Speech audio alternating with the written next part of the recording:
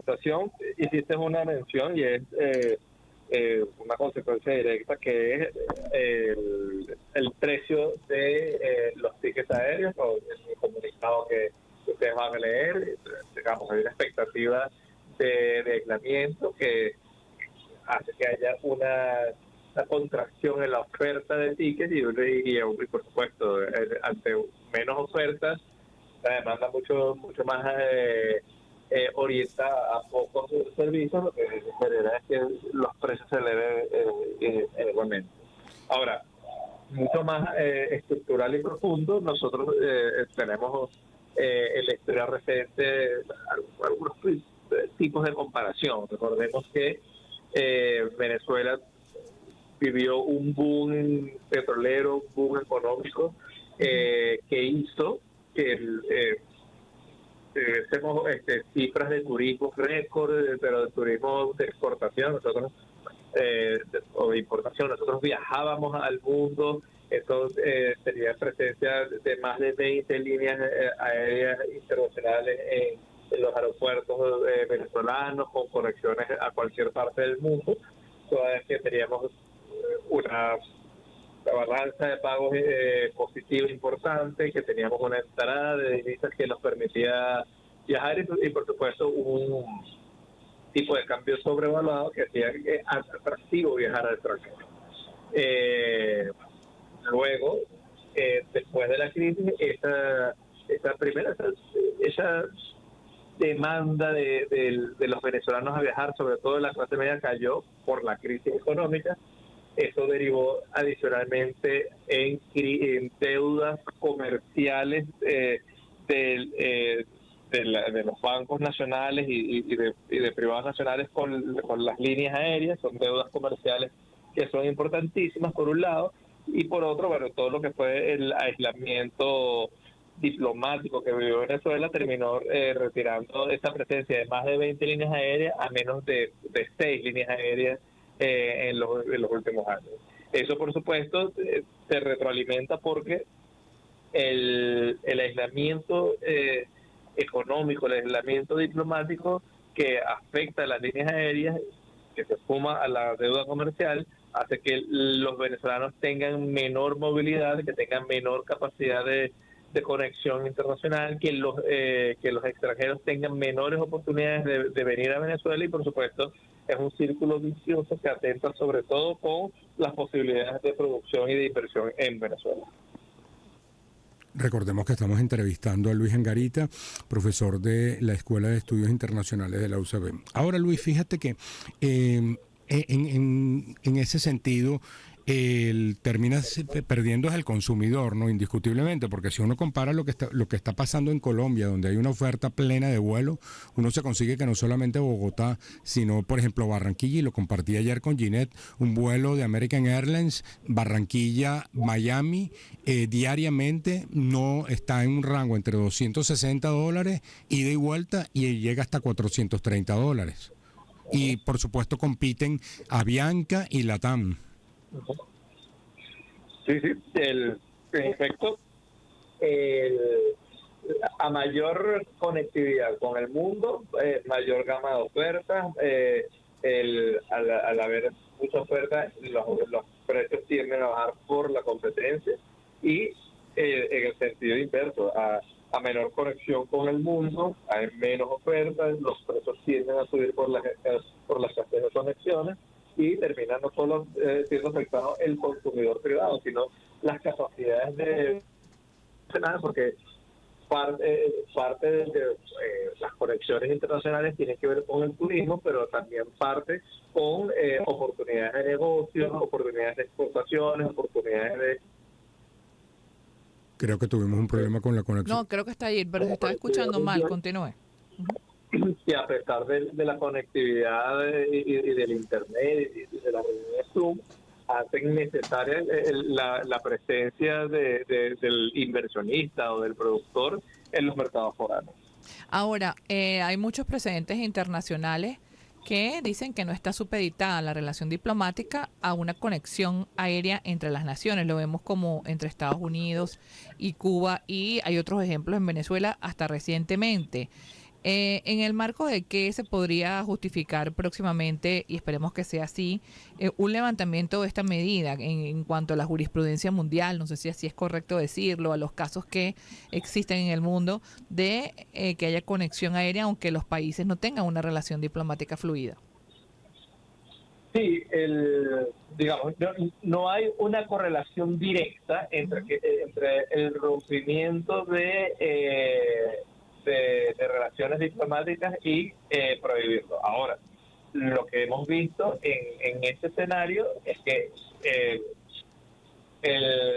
como parte de los conflictos diplomáticos se está utilizando, que en el pasado no eran tan vistos, repercusiones económicas y comerciales, cerrar fronteras, aumentar aranceles, en este caso suspender las licencias de vuelos, sobre todo porque todas estas licencias de vuelos siempre cuentan con un criterio de reciprocidad, es decir, que si una línea aérea venezolana va a un país X, también en reciprocidad las aerolíneas de ese país X también deben permitirse volar a Venezuela. Entonces,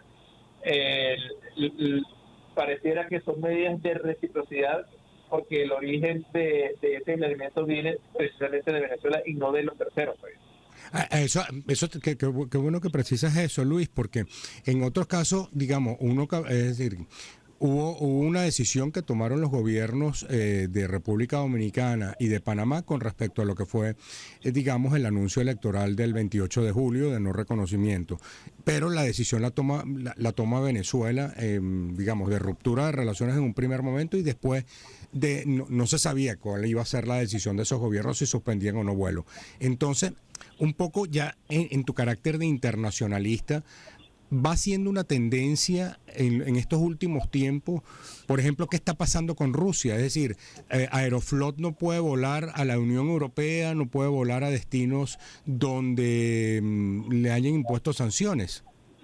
Sí, porque precisamente es parte de la novedad del contexto, porque si bien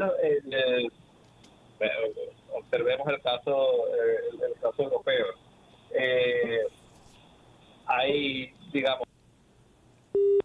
Ahora sí se le cayó. Es que vamos a tratar, Félix, si se le puede decir, si se puede poner en un mejor lugar, porque yo no lo he entendido casi.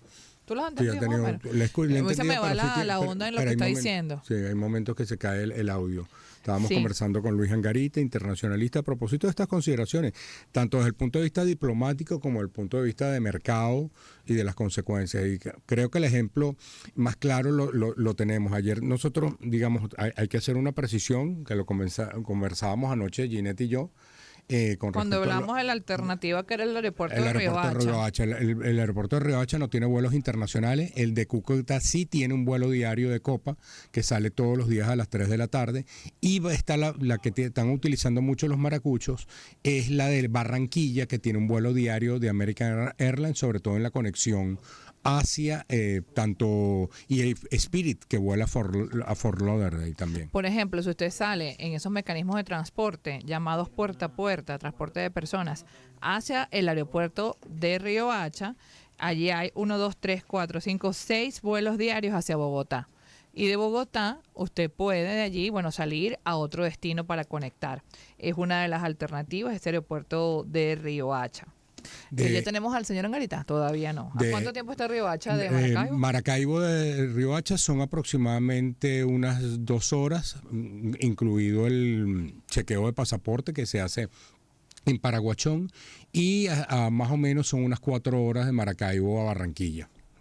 De hecho, cuando yo estuve en febrero en La Guajira colombiana, iba conmigo una familia, una pareja y su hijo, y ellos iban para el vuelo lo tenían en la tarde, entonces ellos calculaban, pero ellos tenían el vuelo para el día siguiente, para no ir tan vinculado, entonces pernoctan una noche en Barranquilla y al día siguiente tomaban el vuelo a Miami. Y el regreso, sí lo hacían más temprano y les permitía llegar el mismo día que salen de Miami a Maracaibo. Continuamos conversando con Luis Angarita, internacionalista, profesor. Que nos estabas hablando, Luis, un poco de las consideraciones sobre este vínculo entre ruptura de relaciones y aviación, y te preguntaba por el caso, por ejemplo, que estaba pasando con Rusia a raíz del conflicto en Ucrania. Sí, en efecto, habla mucho de lo novedoso de las medidas, porque En el caso europeo, vemos que no solo las condenas diplomáticas frente a las acciones de Rusia en Ucrania eran suficientes y empezaron a utilizar, no solo el caso de Rusia, no solo el caso de Corea del Norte, Irán, Afganistán, a las sanciones económicas, las medidas económicas, primero, segundo, tercer nivel de sanciones económicas, como retaliación diplomática, que es, digamos, un sustituto de hacer una guerra, de lo costoso de hacer una guerra.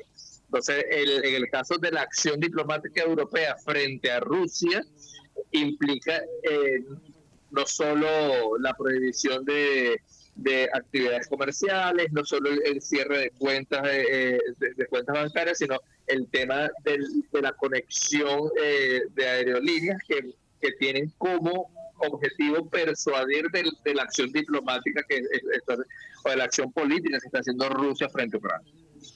Es Luis Angarita, internacionalista, profesor de la Escuela de Estudios Internacionales de la UCB. En este caso, digamos, el mercado pareciera que se impone de otras maneras, es decir, bien sea porque los precios aumentan o surgen estas alternativas de tratar de buscar hacer combinaciones vía terrestre, tomando en cuenta la vecindad con Colombia, ¿no? Sí, a nosotros ya vivimos esa experiencia, teníamos ese pase por frontera, ese pase por trozo, porque incluso la frontera estaba cerrada, luego la conexión vía Cúcuta, Bogotá al resto del mundo. Siempre opciones vamos a tener, no vamos a quedar totalmente aislados. Por ejemplo, transatlántico, vamos a tener conexiones con Turquía, que tenemos una ruta estable, probablemente se abra cualquier otra ruta con otros aliados. Lo importante de toda la situación siempre va a ser que esto tiene un impacto sobre todo a la capacidad productiva nacional. Exacto, ese impacto en la capacidad productiva nacional, vamos a recordar por qué se produce como tuvimos esa interrupción al aire ahorita en cuanto al sonido, ¿por qué se produce ese impacto en la economía nacional? Por el que la gente puede decir algunos, mira, que a mí no me interesa porque yo no viajo. ¿Cuál es el impacto que se produce por eso que usted describe la economía nacional? Bueno, vamos a suponer, hay un productor nacional que necesita comprar una maquinaria, un bien de capital que no solo lo puede, que si bien lo puede ver por catálogos en internet, si bien puede hacer una llamada telefónica a la fábrica para ver, necesita o precisa de viajar a su proveedor para concretar un negocio, para concretar insumos, o incluso un exportador para concretar mercados de opciones, comprobar que la producción nacional sí tiene una capacidad productiva y una capacidad de exportación, porque en esta situación va a ser muy común que alguien, por ejemplo, en Costa Rica, digamos, por decir un país, diga, bueno, y Venezuela no está aquí, ¿cómo va a ser posible que pueda exportar camarones? Entonces resulta que este camaronero que desea ir a Costa Rica para concretar negocios, para concretar oportunidades de exportación, se ve mucho más hacia producción, menos su capacidad de exportación, genera menos empleo y eso va creando el círculo vicioso de tener menos oportunidades para la capacidad productiva. Entendido. Bueno, muchísimas gracias, Luis. Era Luis Angarita, internacionalista, profesor de la Escuela de Estudios Internacionales de la UCB y de la Cátedra de Economía Internacional, a propósito de estas consideraciones diplomáticas y económicas que tiene la decisión de la suspensión de los vuelos a República Dominicana y Panamá. Y que bueno, obviamente hacemos todos votos porque esta medida, que en un principio tiene fecha, según lo que hemos visto en los despachos de algunas aerolíneas, el 28 de agosto del fin, porque siempre se dijo que era temporal, esperemos que no sea renovada, como ha pasado cuando pasaba con el COVID, ¿se acuerdan? Que decían, esto tendrá vigencia hasta el 31, por ejemplo, entonces el 30 salían diciendo, se extiende un mes más, ¿se acuerdan? Probablemente vaya a hacer el mismo mecanismo, o a lo mejor no, esperemos que no, porque fíjate que dicen que no está supeditado a un tema político. Claro, en el caso del COVID era una decisión que tomaba cada país en función de cómo avanzaba o no la tensión y la propagación del COVID. En este caso, pues, producto Sí, probablemente sea más difícil reactivar con Panamá que con República Dominicana. Me comentaban unos entendidos ayer, pues República Dominicana, a pesar de tener esa posición política que ha expuesto, es como más, menos complicada en ese sentido comercial. Es más fluida tomar decisiones que quizás tengan como interés primero la practicidad económica, ¿no? Porque ellos también dejan de recibir un dinero importante. 11:29 de la mañana, vamos a la primera pausa en 2